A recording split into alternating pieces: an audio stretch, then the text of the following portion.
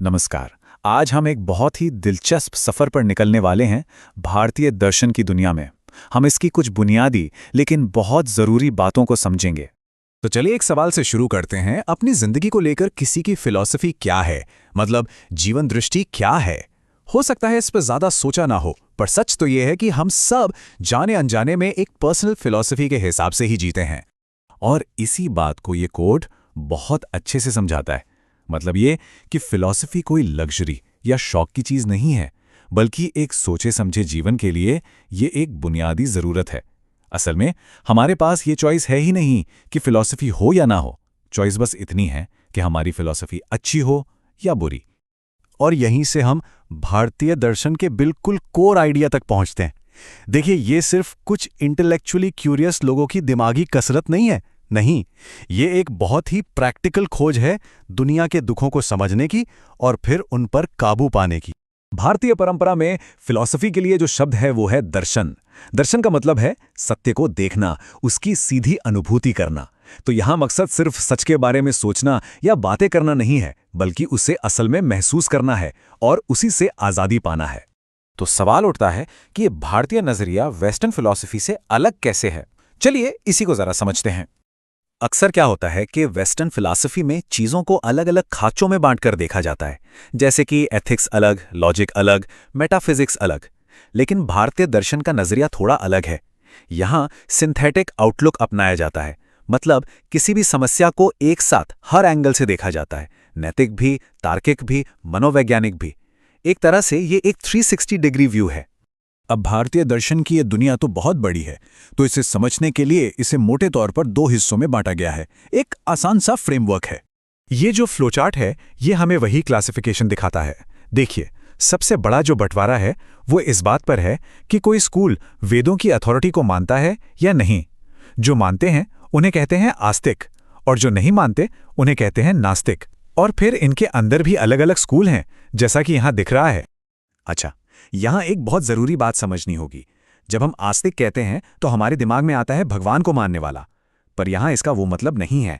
भारतीय दर्शन के कॉन्टेक्स्ट में आस्तिक होने का मतलब है वेदों की अथॉरिटी को मानना, बस।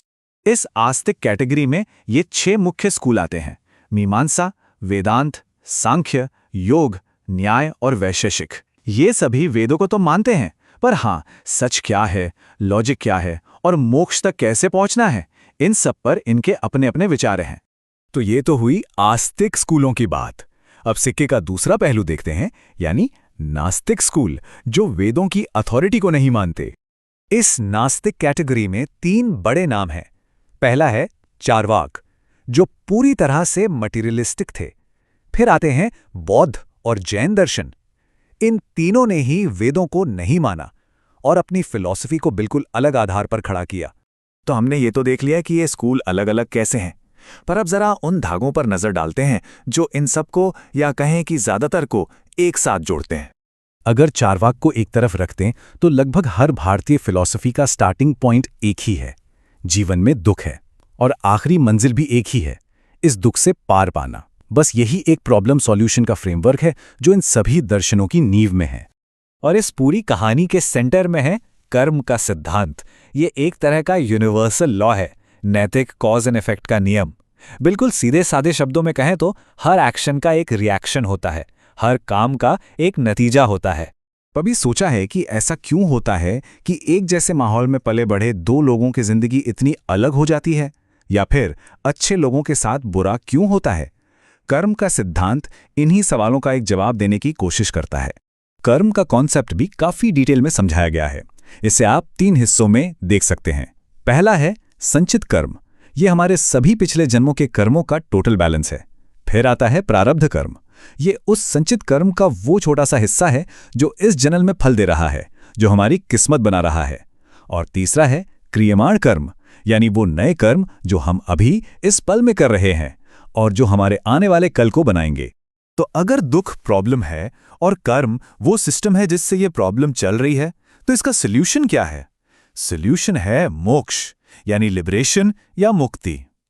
मोक्ष का मतलब है जन्म मरण के इस चक्र से पूरी तरह आजाद हो जाना, कर्म के बंधन से छूट जाना। तो ये मोक्ष मिलता कैसे है? इस पर लगभग सभी स्कूल एक मत हैं। उनका कहना है कि इस बंधन की, इस दुख की जड़ है अज्ञान। हम चीज़ों को, खुद को असलियत में वैसे नहीं देख पाते जैसी वो हैं, और इसीलिए आज़ादी का रास्ता ज्ञान से होकर जाता है, जब हम अपनी और इस दुनिया की असली प्रकृति को समझ लेते हैं। और ये सारी बातें हमें भारतीय दर्शन की सबसे पावरफुल, सबसे एम्पावरिंग सीख तक ले आती हैं। अक्सर लोग कर्म के सिद्धांत को गलत समझ लेते हैं। उन्हें लगता है कि इसका मतलब है फेटलिज्म, यानी भाग्यवाद, कि भाई सब कुछ तो पहले से ही लिखा हुआ है, हम कुछ नहीं कर सकते। पर ये एक बहुत बड़ी गलतफहमी है। क्यों? क्योंकि भाग्य, जिसे दैव भी कहते हैं, वो और कुछ नहीं, बस हमारे ही पुराने कर्मों का नतीजा है। लेकिन हमारे हाथ में पुरस्कार भी तो है, यानी हमारे आज के कर्म, हमारी आज की कोशिश। अगर हमारा आज हमारे कल का नतीजा है, तो जाहिर है हमारा आने वाला कल हमारे आज के कर्मों से तय होगा। मतलब बदलने की शक्ति हमारे हाथ में है। पर सिर्फ सच जान लेना ही तो काफ़ी नहीं होता, है ना? हम सब जानते हैं ये जो कोट है, ये उसी स्ट्रगल को दिखाता है कि पता तो है सही क्या है, पर कर नहीं पाते। पता है गलत क्या है, पर खुद को रोक नहीं पाते। इसीलिए ज़्यादातर भारतीय दर्शन सिर्फ ज्ञान की बात नहीं करते, बल्कि आत्मनियंत्रण, ध्यान और प्रैक्टिस पर बहुत जोर देते हैं, ताकि जो हम जानते हैं उसे अपनी ज़िंदगी में उतार भी सकें। तो आखिर में ये सारी बातें एक बहुत ही दमदार आइडिया पर आके टिकती हैं। पर्सनल रिस्पॉन्सिबिलिटी, ये एहसास कि हमारी जिंदगी हमारे ही हाथों में है। अगर आज की जिंदगी हमारे कल के फैसलों का नतीजा है, तो सोचने वाली बात यह है कि अपने आने वाले कल को बनाने के लिए हम आज क्या चुन रहे हैं।